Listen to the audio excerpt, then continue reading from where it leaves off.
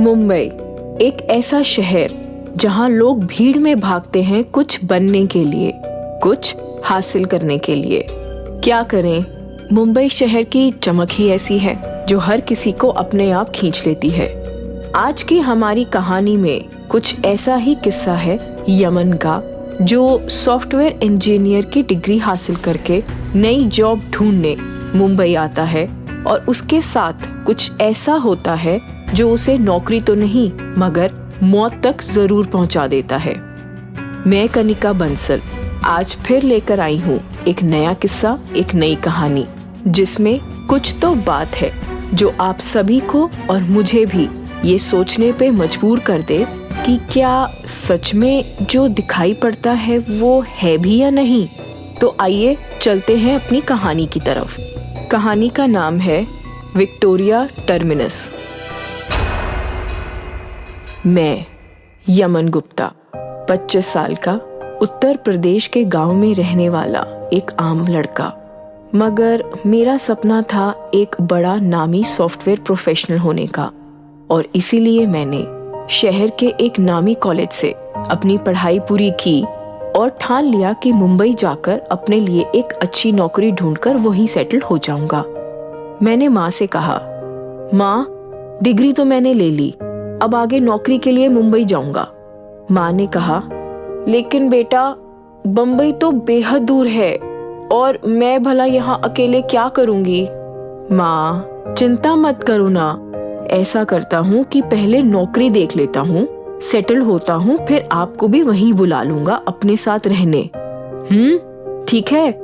मैंने न्यूज़पेपर्स में jobs vacancy देखी और अपनी चॉइसेस के हिसाब से अप्लाई भी कर दिया। एक कंपनी से रिप्लाई आया। अरे ये तो सत्यम नेट कंपनी है, रिप्लाई भी आया है उनकी तरफ से। Congratulations, you have been hired for the position of junior engineer at our company. Yes, finally मुझे जैसा जॉब चाहिए था मिल गया। 2 दिन बाद ही ज्वाइनिंग करनी है तो अभी से पैकिंग करनी होगी। वैसे रहने के लिए रूम भी दे रहे हैं, लेकिन बाकी सब कैरी कर लेना चाहिए। थैंक यू भगवान, तूने मेरी सुन ली। अपनी माँ को तसल्ली देकर अलविदा कहकर मैं अपने गांव से निकल पड़ा अपनी मंजिल की ओर, मुंबई। मैं 2 दिन बाद शाम 8 बजे मुंबई के रेलवे स्टेशन टर्मिनस पहुंच गया। प्लेटफॉर्म पर लगी भीड़ को देखते ही मुझे एहसास हो गया कि नए शहर में अब सही दिशा की ओर मेरी जिंदगी की दौड़ शुरू हो चुकी है। तभी अचानक, अरे धत तेरी की, मैं तो भूल ही गया, टर्मिनस से अभी आगे अंधेरी भी तो जाना है। ओफो, मैं तो बेकार ही खुश हो रहा हूँ। अभी सफर खत्म थोड़ी हुआ है, आखिर ऑफिस और गेस्ट हाउस अंधेरी में ही तो है। मैंने सामान उठाया और भागकर दूसरे प्लेटफॉर्म पर आ गया, जहां से अंधेरी जाने वाली ट्रेन का इंडिकेटर 9:30 बजे का टाइम दिखा रहा है। मैंने अपनी घड़ी देखी तो अभी सिर्फ 8 बज रहे थे, मतलब और वक्त है मेरे पास। चलो यहीं कहीं बैठ जाता हूँ। मैंने बैठकर मोबाइल निकाला और अपनी माँ को कॉल किया। इसी में आधा घंटा बीत गया। तभी मैंने सोचा कि क्यों ना मुंबई की पहली मेमोरीज को पिक्चर में कैद कर लिया जाए। मैंने दूर लगी भीड़, टिकट काउंटर, प्लेटफॉर्म्स, कूली और साथ ही खुद की तस्वीरें निकाल ली और एक के बाद एक गौर से देखने लगा। तभी माँ का कॉल फिर से आ गया। बेटा तुम मुंबई पहुंच गए या नहीं, यही जानने के लिए कॉल किया था मैंने। मैं ये सुनकर हैरान रह गया। अरे माँ, क्या बात कर रही हो? अभी थोड़ी देर पहले ही तो तुमसे फोन पर बात हुई है ना कि मैं मुंबई पहुंच गया हूँ और अब दूसरी ट्रेन लेकर अंधेरी चला जाऊंगा। अरे हाँ बेटा, भूल गई, वक्त का ध्यान देना, कहीं ट्रेन निकल ना जाए। अरे माँ, अभी तो सिर्फ 8:30 बजे हैं और 1 घंटा है, इंडिकेटर पे 9:30 बताया है। अच्छा चलो, रखता हूँ फोन, कहकर मैंने जैसे ही प्लेटफॉर्म की दूसरी तरफ देखा तो ये क्या, भीड़ कहाँ गई? सब लोग कहाँ गायब हो गए? मैं एकदम घबरा गया। अभी तो यहाँ इतनी चहल पहल थी जब मैं फोटो खींच रहा था और अब खाली है स्टेशन। ऐसा कैसे हुआ? मैंने घड़ी देखी, 9:47 हो चुके हैं। शिट, ये कैसे हो सकता है? अरे अभी तो 8:30 हो रहे थे और अब अचानक घड़ी 9:47 दिखा रही है। ये कैसे हो सकता है? मेरे पसीने छूट गए। शिट, लगता है मेरी ही घड़ी में कुछ प्रॉब्लम है। प्लेटफॉर्म पर किसी से पूछना होगा। मेरी तो ट्रेन छूट गई है, लेकिन यहाँ पर कोई होना भी तो चाहिए ना। खाली प्लेटफॉर्म पर किससे पूछूं? तभी अचानक एक बूढ़ा आदमी प्लेटफॉर्म पर चलता हुआ दिखाई पड़ता है। लंबा कद, बड़ी लेकिन बुढ़ापे से धसी हुई आंखें, तेज नजर, छोटे सफेद बाल सटीक से एक तरफ किए हुए, रूखे सूखे कपकपाते होंठ, गेहुआ रंग, करारी इस्त्री किए शर्ट पैंट पहने हुए वो शख्स मुझे ऐसे घूर रहा था मानो मेरे मन की बात पढ़ रहा हो। उस बूढ़े शख्स ने अपनी घड़ी की तरफ इशारा करते हुए पूछा, ट्रेन का इंतजार कर रहे हो? अंधेरी जाना है। जी, अंधेरी जाने वाली ट्रेन का इंतजार कर रहा हूँ। इंडिकेटर में तो 9:30 का टाइम लिखा था और अभी 9:50 हो गए हैं। लगता है मेरी ट्रेन छूट गई। घड़ी खराब थी शायद, समझ ही नहीं आ रहा अब क्या करूं। और अभी थोड़ी देर पहले यहाँ भीड़ भी थी, लेकिन अचानक सब निकल गए। सब खाली है बिल्कुल। फोटोज भी लिए थे मैंने। ये देखिए, आपको दिखाता हूँ। ऐसा कहते हुए मैंने उस आदमी को फोटोज दिखाए। शायद तुम्हारा कैमरा वो सब देख लेता है जो हम खुली आंखों से नहीं देख पाते। और मेरे तुम्हारे वक्त से क्या होता है बेटा? सही वक्त तो वो है तुम्हारे ऊपर टंगी हुई बड़ी वाली घड़ी। ध्यान से उसकी सुई देखो। 9:30 होने में अभी 5 मिनट बाकी हैं। ये ट्रेन यूं ही किसी को पीछे छोड़कर नहीं जाएगी, सबको अपने साथ लेकर ही जाएगी, समझे? तुम्हें भी। कहकर वो बूढ़ा शख्स मुस्कुरा दिया। मुझे ठीक नहीं लगा वो आदमी। पता नहीं कौन है ये, बेकार ही गले पड़ रहा है। इसकी बातें भी इसकी तरह अजीब लग रही हैं। देखने पर तो बड़ा ही इंटेलिजेंट और डिसिप्लिन नजर आता है, पर पता नहीं कौन है ये। अरे देखिए, अरे ट्रेन आ गई, शुक्र है। ये कहकर मैंने जैसे ही बूढ़े आदमी की ओर देखा तो वहां कोई नहीं था। ऊपर लगी बड़ी घड़ी की सुई भी 9:30 दिखा रही थी। ट्रेन आकर रुकी और मैं अपना सामान लेकर ट्रेन में चढ़ गया। ट्रेन में काफी अंधेरा होने के कारण मैंने लाइट्स ऑन करी और एक खाली सीट पर जाकर बैठ गया। एक अजीब सी बदबू आ रही थी अंदर। मैंने खिड़की खोल दी।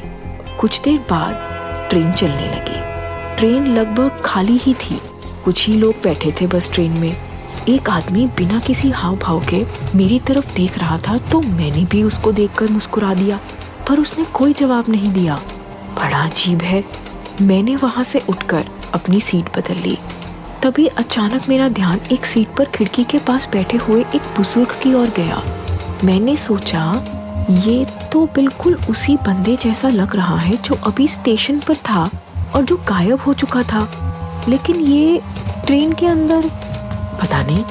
तभी उसने मेरी तरफ मुड़कर देखा और मेरी चीख निकल गई। उसकी दोनों आंखें, उसकी आंखें सॉकेट से बाहर झूल रही थी। मेरी सांस रुक गई। मैंने एकदम अपनी आंखें बंद कर ली। जैसे ही अपनी आंखें खोली तो ये क्या, मैं अपनी पहले वाली सीट पर ही बैठा था। मैं यहाँ कैसे आया? क्या हुआ? चिल्ला क्यों रहे हो? जानते नहीं ट्रेन में यूं चिल्लाना मना है। वही बूढ़ा शख्स बिल्कुल नॉर्मल मेरे चेहरे के एकदम नजदीक खड़ा था। ये यहाँ कब आया? हे भगवान, ये सब क्या हो रहा है? मैंने हिम्मत जुटाई और उससे पूछा, तुम तो वहाँ अभी सीट पर बैठे थे, यहाँ कैसे? और मैं यहाँ कैसे आया? मैं यहाँ टीसी हूँ, हर रोज इसी ट्रेन में चेकिंग करने आता हूँ। तुम्हारा टिकट दिखाओ। जैसे ही मैंने टिकट के लिए हाथ आगे बढ़ाया, तभी मेरी आंखों के आगे एकदम अंधेरा छा गया, एकदम ब्लैकआउट। थोड़ी देर बाद जब मैंने आंखें खोली तो खुद को उसी स्टेशन पर पाया, उसी बेंच पर। ये क्या? मैं यहाँ कैसे? क्या हुआ था उस ट्रेन में?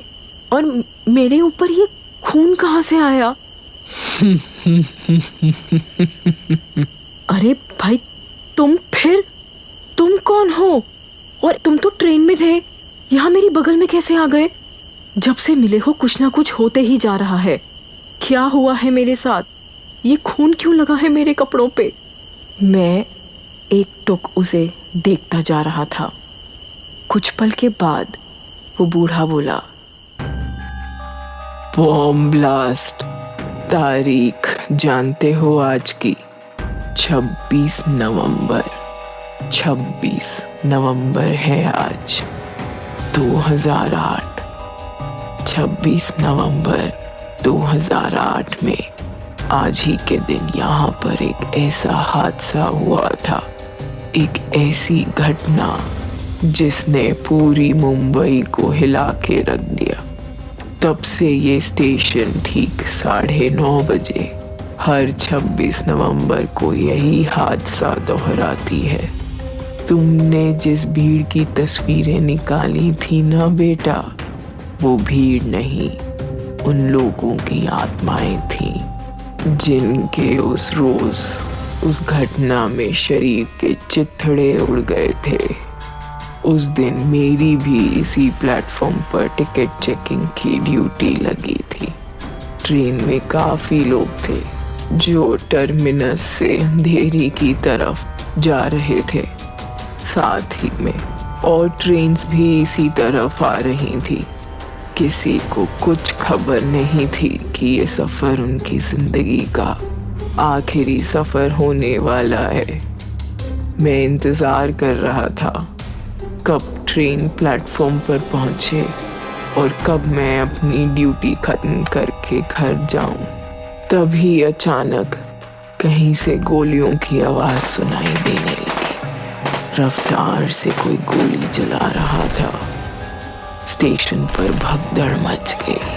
अनाउंसर लोगों को जल्द से जल्द निकलने की अनाउंसमेंट कर रहा था। 2 आतंकवादी घुस आए थे स्टेशन में जो ओपन फायरिंग कर रहे थे। बूढ़े, औरतें, बच्चे, किसी को नहीं बख्शा। पुलिस और आर्मी वालों ने जमकर मुकाबला किया, लेकिन सब मारे गए। जैसे ही मुझे पता चला, मैंने ट्रेन ड्राइवर को इशारा भी किया कि दूर से ही ट्रेन को बीच में रोक दे, प्लेटफॉर्म पर ना लेके आए। मगर मेरा इशारा नज़रअंदाज हो गया शायद, और ट्रेन जैसे ही यहाँ पहुंची, लोग नीचे उतरे और वो सब लोगों को मौत के घाट उतार दिया गया। जिस प्लेटफॉर्म पर सालों साल मैंने ड्यूटी की, आज उसी प्लेटफॉर्म पर लाशें बिछी थीं, खून से भरी।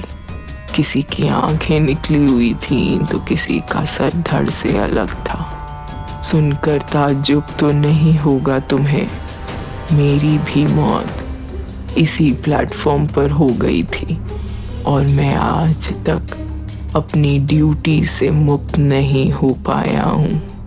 यहीं ट्रेन के इंतजार में रहता हूँ। मैं एक टुक उस बूढ़े शख्स की बातें गौर से सुन रहा था। तभी अचानक दूर पड़े हुए मेरे फोन की रिंग बजती है। मैंने उस तरफ देखा।